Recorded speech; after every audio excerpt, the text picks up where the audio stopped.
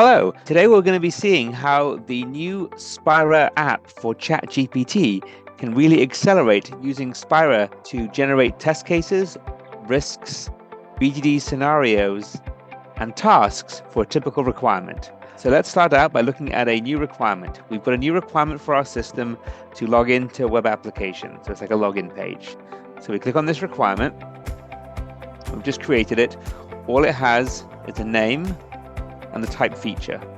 Now we've enabled the new ChatGPT Spira app to this project and activated it. We've also put in an Open API key so it can use OpenAI and make requests. And now using this new feature, we've got these 4 different generate options.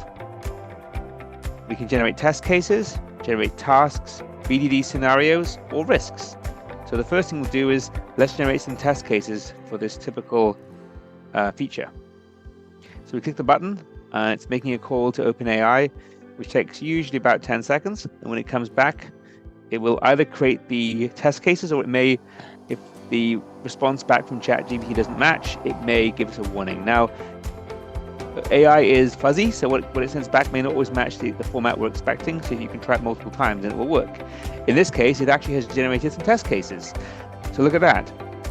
It's generated some test cases that we can log in to web application. So it's going to verify that we cannot log in with a blank username, that we cannot log in with an empty password, that we cannot log in with both empty username and password, verify that we can successfully log in with the valid credentials, and verify that we can't log in with invalid credentials. So it's taken several different cases and defined them.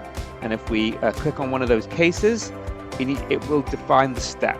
It gives you a description of the step, the expected result that you'd expect, and it will give you some sample data that you could use. Now, it doesn't know that this is good or bad data that you can or can't use. It doesn't know if that's a valid password or login, but it gives you a good structure.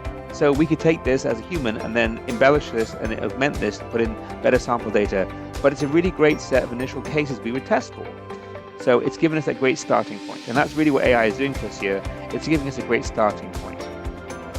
Let's say we wanted to use it for development. We might want to generate some standard development tasks for logging in to a web application. So we'll choose the Generate Task button, makes the call to OpenAI, created some tasks. It's going to tell us the number of tokens we're using as well. Go into tasks. There we've got some standard tasks. Design the login page, implement error handling, implement password recovery, log out, password encryption, and create a user database to store the credentials. These are some of the standard tasks we would need to do in building a web login page and some of the back-end infrastructure. So those are 2 really cool features. We can generate tests and tasks. Now, there are 2 advanced features we've got here as well. We might want to identify risks that go with it. What are the risks of this feature? So we'll do that option too. And this is for Spira Plan and Spira users that have the risk module available. It's going to basically take that string, ability to log into a web application, and generate some standardized risks. Okay? And we've prompted it to look for both business and technical risks. So you're going to see here a bunch of risks. For example, user dissatisfaction, vulnerabilities, legal compliance issues, performance, compatibility, scalability, security. Typically the ILTs. These will become auto-generated risks, which I think are completely valid for a login functionality. So now we've got tests, tasks, and risks all done for us. Again, not perfect, not 100%, but maybe 80%. Think how much time has now been saved by using this feature. And then the last thing is, if we're doing a BDD style application, we might want to generate scenarios. And so we do have the option of creating scenarios if this is a BDD style requirement. So we'll choose that option. Great, it's finished. And if I hit refresh, we will now see we have, hopefully, some steps. Look here, we've got the given users on the login page. The users should be redirected to the home page. The account is disabled.